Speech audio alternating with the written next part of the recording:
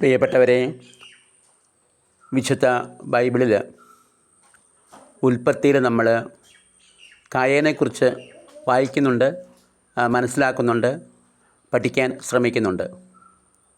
പലപ്പോഴും നമുക്ക് കായേൻ എന്ന് വിചാരിക്കുമ്പോൾ ഒരു വെറുപ്പും അല്ലെങ്കിൽ ഒരു ചെറിയ വിദ്വേഷവും തിന്മയുടെ ഒരു പ്രതീകവും ഒക്കെ ആയിട്ടാണ് നമുക്ക് തോന്നാറുള്ളത്.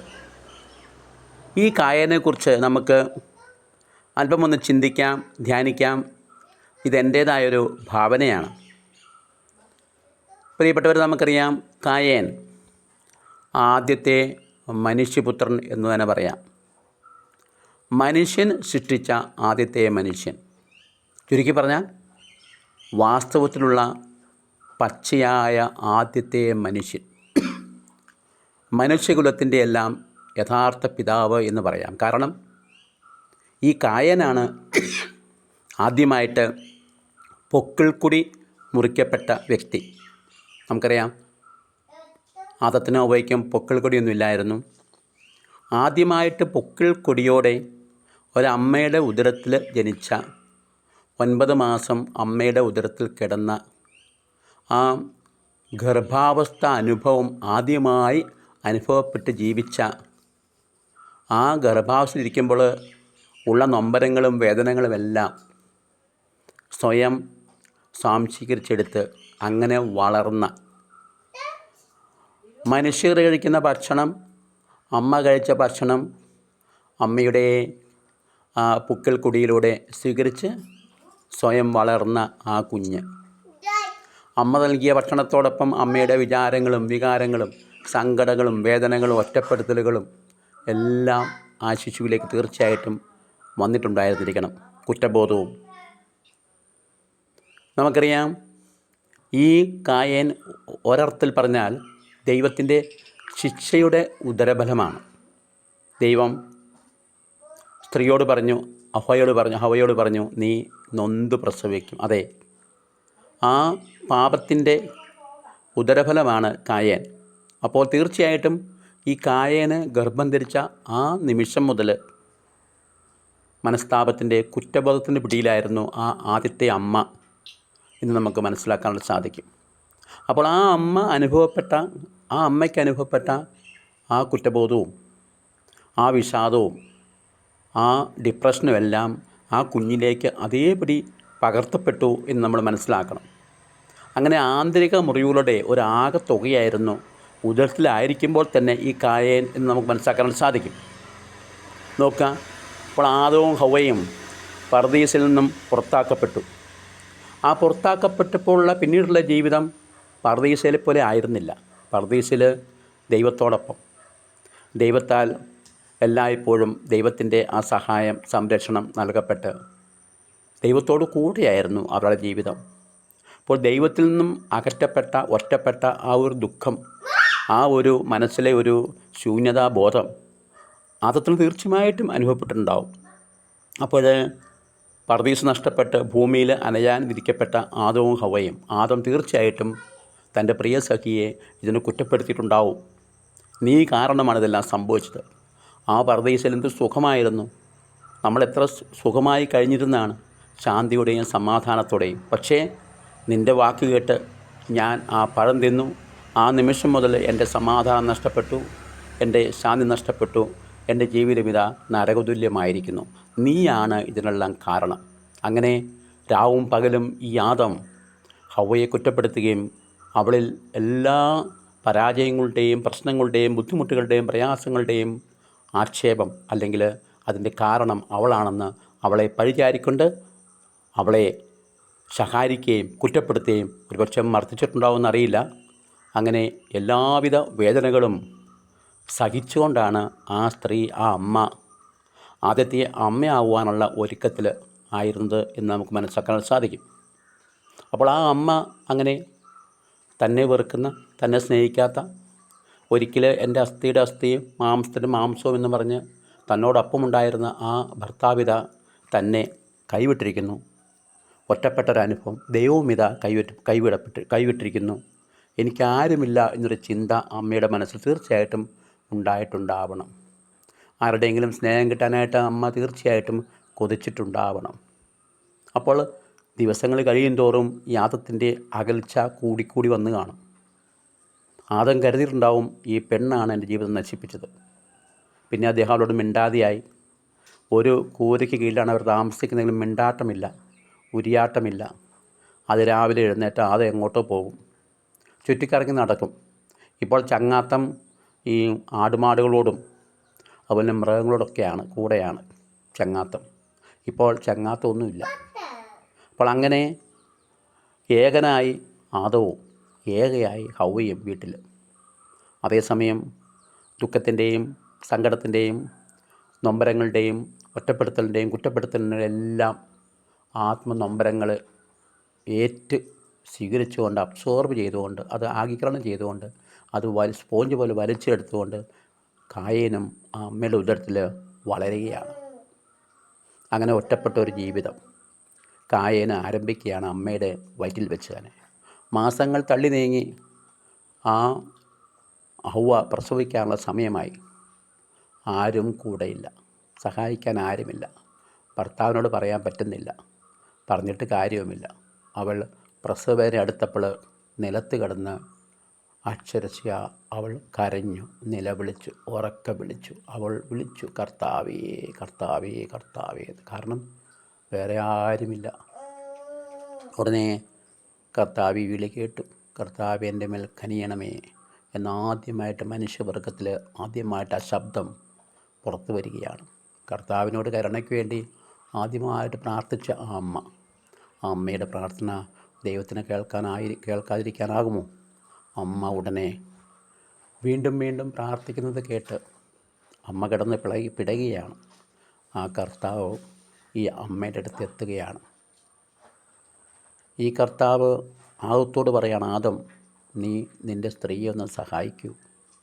ആദം പറഞ്ഞു, ഇല്ല തമ്പുരാനെ, ഇല്ല. നീ എനിക്ക് തന്ന പെണ്ണ് കാരണമാണ് എൻ്റെ ജീവിതം നശിച്ചു പോയത്. ഞാനവളുമായിട്ട് ഇനി ഒരു ബന്ധവുമില്ല, ഒരു കൂട്ടുമില്ല. ദൈവം പറഞ്ഞു, അല്ല, നീ ഒന്ന് ചിന്തിച്ചു നോക്കൂ, അവൾക്ക് നീ അല്ലാതെ ആരാ ഉള്ളത്? അവളത് പ്രസവവേദനയിൽ പുളയുകയാണ്. അതുകൊണ്ട് നീ എല്ലാം ക്ഷമിച്ച് എല്ലാം പുറത്ത് അവളുടെ അടുത്ത് ചെല്ലുക, അവളെ സഹായിക്കുക, അവളെ പരിചരിക്കുക. അപ്പോൾ മനസ്സില്ലാ മനസ്സോടെ ആദം ദൈവത്തിൻ്റെ വാക്ക് കേട്ടിട്ട് ഹവ്വയുടെ അടുത്ത് ചെന്നു. അപ്പോഴേക്കും അവൾ കായേന് ജന്മം നൽകിയിരുന്നു. അങ്ങനെ പ്രസവിച്ച ആ കുഞ്ഞിനെ കായേൻ ഒരു കൂർത്ത കൽച്ചീല് കൊണ്ടുവന്ന് ആ പൊക്കിൾ കൂടി മുറിച്ചു. അങ്ങനെ ആദ്യത്തെ മനുഷ്യക്കുഞ്ഞ് ഭൂമിയിൽ ഭൂജാതനായി. അങ്ങനെ ഒരു മനുഷ്യക്കുഞ്ഞിൻ്റെ കരച്ചിൽ ഭൂമിയിൽ ആദ്യമായിട്ട് കേൾക്കുകയാണ്, അന്തരീക്ഷത്തിൽ കേൾക്കുകയാണ്. ഈ മനുഷ്യക്കുഞ്ഞിൻ്റെ കരച്ചിൽ കേട്ട പക്ഷികളും മൃഗങ്ങളും ചരാചരങ്ങളും എല്ലാം അവിടെ ഒന്ന് എത്തി നോക്കി. അതാ ഒരു ശിശു കിടക്കുന്നു. ആദ്യമായിട്ടൊരു മനുഷ്യൻ്റെ ശിശുവിനെ അവർ കാണുകയാണ്. അങ്ങനെ ആ ശിശു പ്രത്യേകമായിട്ടുള്ള ഹവ്വയുടെ പരിചരണത്തിൽ ശുശ്രൂഷയിൽ പതിയെ വളർന്നുകൊണ്ടേയിരുന്നു. ഭൂമിയിലെ ഭക്ഷണം കഴിച്ച് ആദ്യമായിട്ട് വളരുന്ന ആദ്യത്തെ ശിശുവാണത്. അടുത്തുള്ള പഴങ്ങളും പച്ചക്കറികളും എല്ലാം പറിച്ച് ഹവ്വയ്ക്ക് ആദം നൽകി, കുഞ്ഞിനും കൊടുത്തു. അങ്ങനെ കുഞ്ഞ് പതിയെ പതിയെ വളർന്നു. പതിയെ ഈ കുഞ്ഞിനെ കണ്ടപ്പോൾ ആദത്തിൻ്റെ മനസ്സ് മാറി. അന്ന് വരെയുള്ള ആ വെറുപ്പും വിദ്വേഷവും എല്ലാം ഉള്ളിൽ നിന്ന് പതുക്കെ നീങ്ങിത്തുടങ്ങി. കുഞ്ഞിനോട് ഒരു വാത്സല്യം തോന്നിത്തുടങ്ങി, ഒരു സ്നേഹം തോന്നിത്തുടങ്ങി. അതിൻ്റെ ഒരു പ്രസരിപ്പ് ആദത്തിനുണ്ടായി, ഹവ്വയ്ക്കുമുണ്ടായി. ഹവ്വയോട് അല്പമൊക്കെ ഒരു സഹതാപമൊക്കെ ഈ ആദത്തിന് തോന്നിത്തുടങ്ങി. ആദ്യമുണ്ടായിരുന്ന വിദ്വേഷമൊക്കെ അല്പം കുറഞ്ഞു തുടങ്ങി.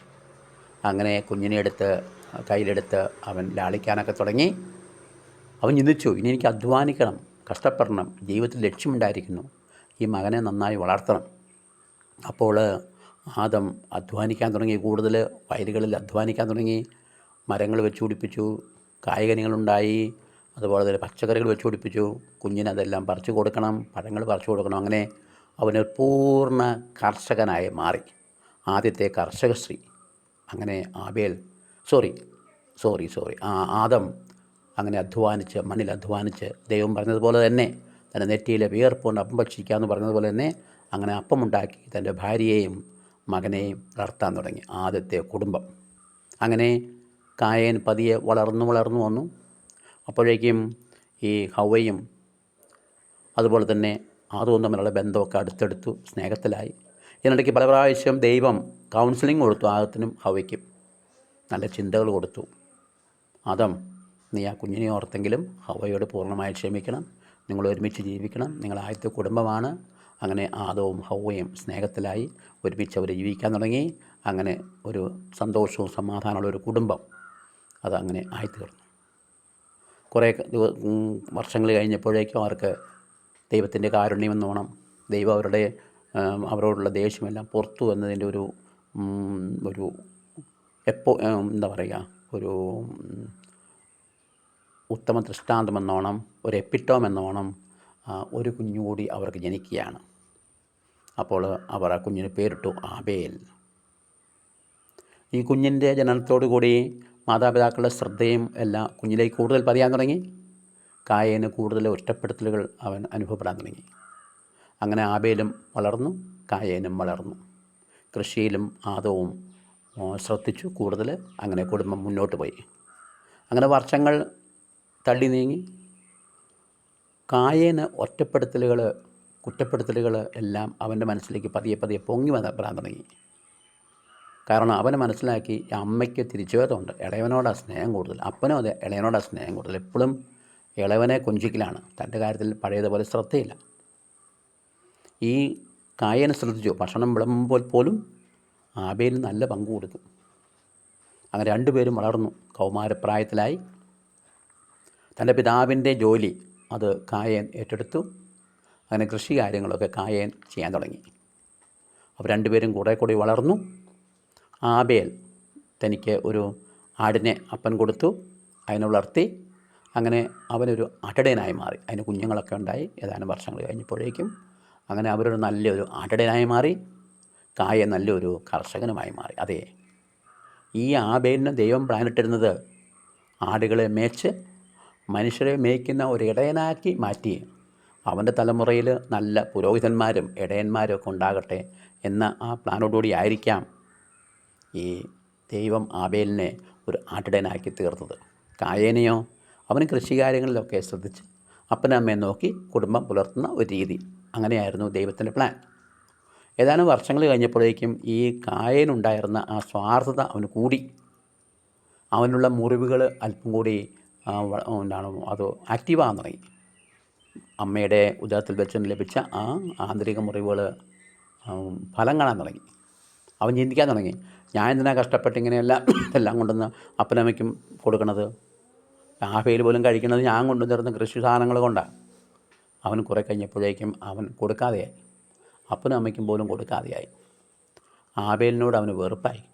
കാരണം തൻ്റെ സ്ഥാനം അവൻ ഏറ്റെടുത്തിരിക്കുന്നു, അവൻ തന്നെ ചീറ്റ് ചെയ്തിരിക്കുന്നു, അല്ലെങ്കിൽ തൻ്റെ സ്ഥാനം അവൻ കൈക്കലാക്കിയിരിക്കുന്നു. ആ ഒരു ചിന്ത അവനെ വേട്ടയാടി. എപ്പോഴെങ്കിലും ഈ ആബേലിൻ്റെ ഒരു ആടെങ്ങാനും ഈ കായേൻ്റെ കൃഷിസ്ഥലത്ത് എത്തിയാൽ അവനെ അടിച്ച് കൊല്ലും. അങ്ങനെ കൊല്ലാനുള്ളൊരു വാസന അവനുണ്ടായി. അവനെ കൊല്ലുമ്പോഴുള്ള അറപ്പും വെറുപ്പൊക്കെ മാറി തുടങ്ങി.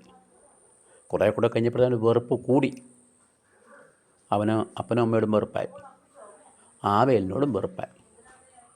അവൻ മിക്കവാറും ഏകനായിരിക്കുകയാണ് ചെയ്യുക, മ്ലാനവതനായി. കൃഷിയില്ലാത്തപ്പോഴൊക്കെ അവൻ ഏകനായി മ്ലാനവതനായി അങ്ങനെ ഇരിക്കും. അപ്പോൾ ദൈവം അവനോട് ചോദിക്കുന്നുണ്ട്, നീ എന്നാടാ നിൻ്റെ മുഖം വാടിയിരിക്കുന്നത്? അപ്പനും ചോദിക്കാൻ തുടങ്ങി, എന്നാടാ നിൻ്റെ മുഖം വാടിയിരിക്കുന്നത്? അവനും മിണ്ടാട്ടയില്ല.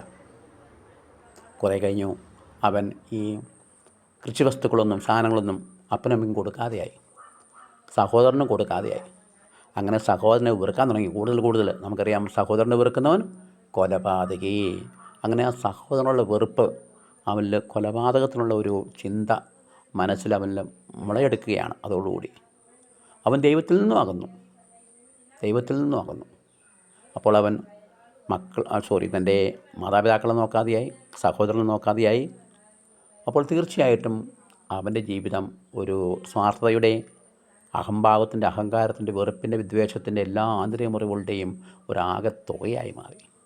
തന്നെ ആരും സ്നേഹിക്കുന്നില്ല ചിന്ത, താൻ ഒറ്റപ്പെട്ടിരിക്കുന്ന ചിന്ത, അവനോട് തന്നെ വെറുപ്പായി, അവനോട് തന്നെ നിന്നയായി. അപ്പോൾ അങ്ങനെ ഇരിക്കുമ്പോഴാണ് അവന് ഒരു കാര്യം മനസ്സിലേക്ക് വന്നത്,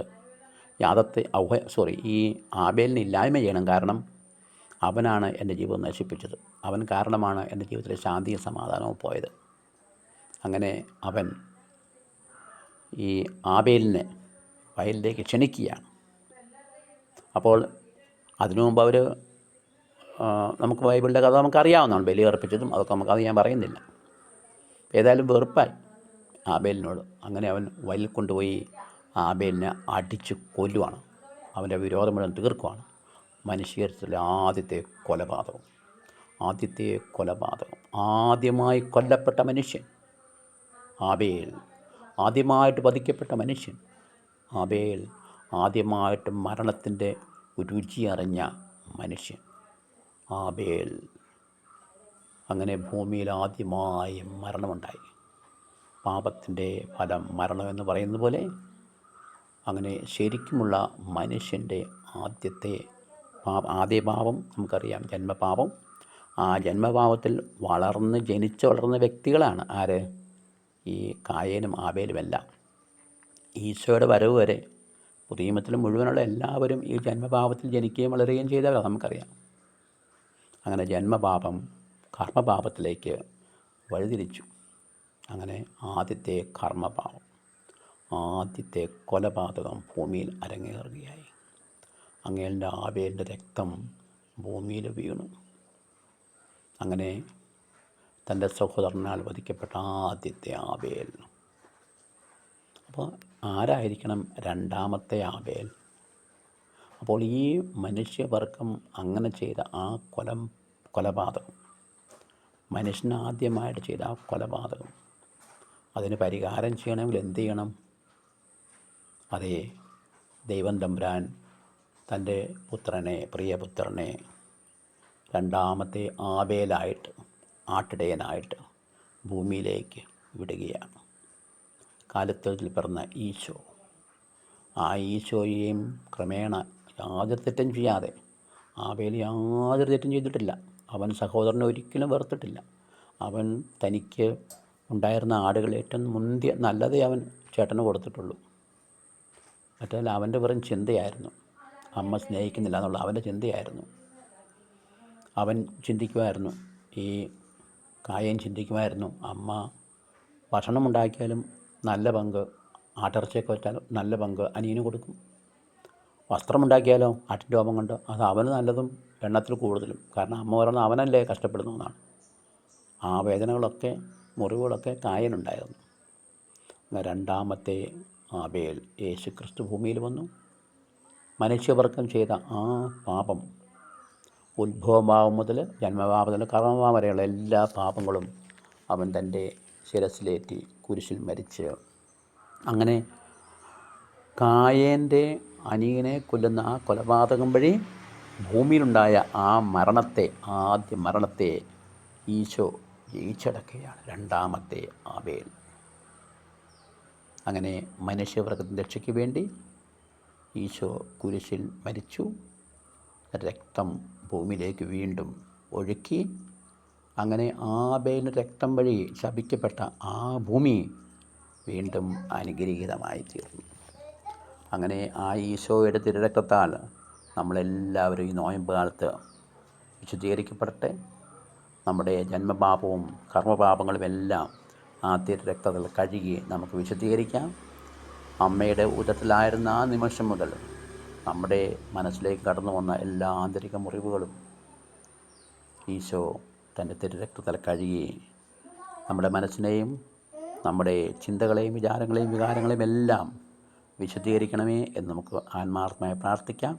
നമ്മെ എല്ലാവരെയും ഈശോ സമാശ്വസിപ്പിക്കട്ടെ, സംരക്ഷണം നൽകട്ടെ, നമ്മളെ സ്വർഗ്ഗരാജ്യത്തിലേക്ക് നയിക്കുമാറാകട്ടെ. ആമേൻ.